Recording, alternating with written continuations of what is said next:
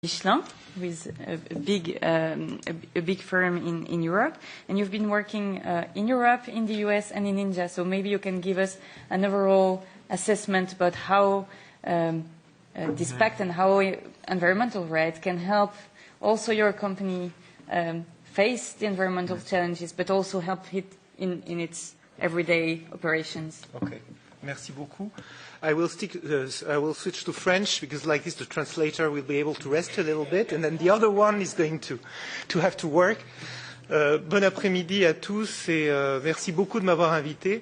Je voudrais démarrer en disant que quelque part nous sommes tous responsables de la situation actuelle en tant qu'individus, en tant que partie prenante, que ce soit les États, les villes, les entreprises, et quelque part nous sommes tous partie prenante dans la solution qu'il faut que nous dessinions, parce que toute personne qui croit en un avenir durable ne peut qu'adhérer à ce dont nous avons parlé depuis le début de l'après-midi. C'est-à-dire que cette idée de pacte, en tant que citoyen, en tant que représentant d'entreprise, l'idée est bien évidemment intéressante parce qu'elle crée un cadre. Et ça, on en a parlé beaucoup en début d'après-midi, je ne vais pas revenir là-dessus.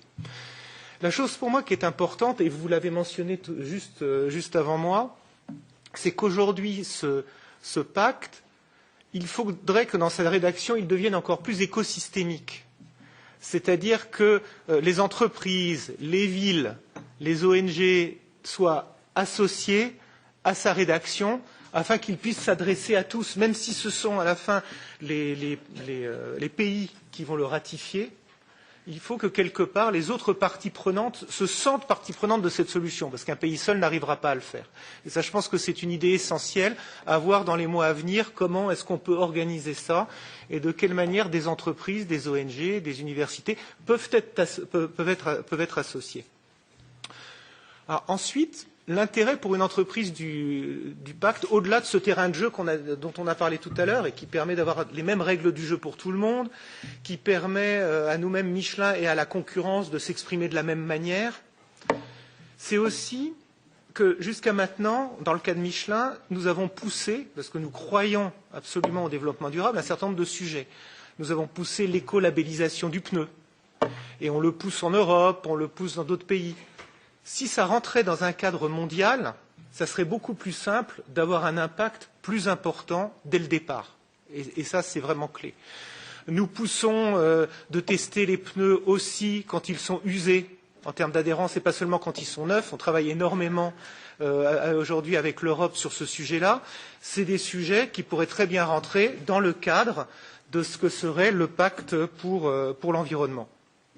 Ce cadre de référence pour tous permettrait aussi de pousser des sujets qui nous sont chers, comme le prix du carbone ou la taxe carbone, et de s'assurer que dans le monde entier, ça se mette en place de manière conjointe, homogène, en respectant l'équilibre entre les différents pays. Donc, je réinsiste encore sur l'approche collaborative qui est très importante. Et puis, il y a une autre chose. Quand une entreprise aujourd'hui se lance, avec des échecs, avec des réussites, vers le développement durable, vers la mobilité durable, elle investit pour le faire. Elle investit pour le faire et le consommateur final n'est pas toujours prêt à payer le prix de cet investissement. Et le fait de créer ce type de cadre fait que petit à petit, tout le monde est obligé, peu ou prou, d'aller dans la même direction, ce qui permet de diminuer les différences concurrentielles. Et ça, c'est quelque chose de très important. Alors, ce pacte aussi, on n'en a pas parlé jusqu'à maintenant, a deux choses qui sont très intéressantes. Il y a un moment dans le pacte où on parle du fait que les parties s'engagent à travailler ensemble sur des sujets de recherche et d'innovation concernant les questions environnementales. Et ça nous paraît quelque chose d'extrêmement important. Parce que l'ensemble des questions devrait être embrassé systématiquement par l'ensemble de la profession et les autres parties prenantes. Je vais vous donner un exemple, l'exemple de la récupération des pneus en fin de vie.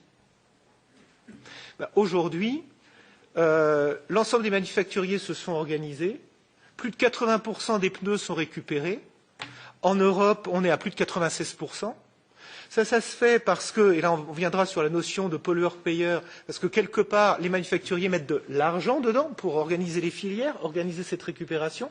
Mais les pneumaticiens ne peuvent pas le faire seuls. Les pneumaticiens ne sont pas garants des filières de récupération. Les pneumaticiens ne sont pas garants du cadre législatif qui encadre ces notions de récupération. Donc, c'est une idée qui me paraît vraiment essentielle. Un autre sujet qui est d'actualité et pour lequel l'ensemble de la profession pneumatique travaille aujourd'hui, vous avez parlé tout à l'heure de la question des plastiques, c'est la question des particules d'usure pneu-route, qui sont créées lorsqu'il y a l'interaction entre le pneu et la route et que le pneu et la route s'usent, parce que les deux s'usent en réalité. Ça fait plus de 10 ans que la profession pneumatique, sous l'égide du TIP, Tire Industry Project, qui est abrité par le WBCSD, World Business Council for Sustainable Development, travaille avec des organismes de recherche indépendants, travaille avec un certain nombre de pays, avec un certain nombre d'institutions.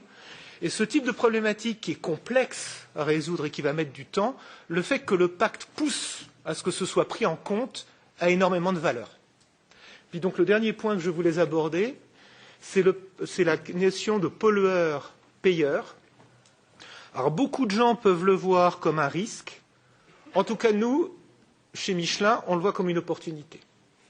C'est clairement une opportunité de prendre ses responsabilités. Mais je vous le dis encore une fois, la question c'est que la responsabilité, on ne peut pas la prendre seule. Il faut la prendre avec l'ensemble des parties prenantes.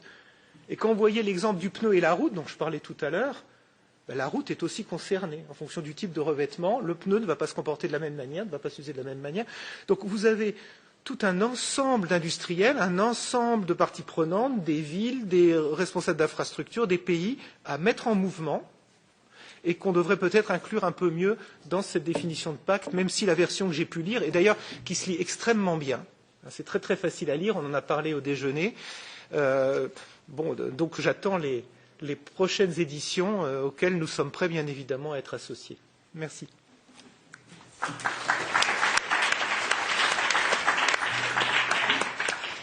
Merci beaucoup. Ce qui est intéressant en la matière de pollueur-payeur, c'est que ce qu'on a vu avec notre affaire à tous notamment, c'est que vous publiez vos émissions en scope 3, c'est-à-dire l'ensemble des émissions de CO2 de vos activités et vous les assumez et vous indiquez souhaiter les réduire, ce qui n'est pas tout à fait le cas de tout le monde. Et donc effectivement, on peut se dire que de s'aligner sur de telles règles pourrait vraiment aider à faire avancer l'ensemble de la profession.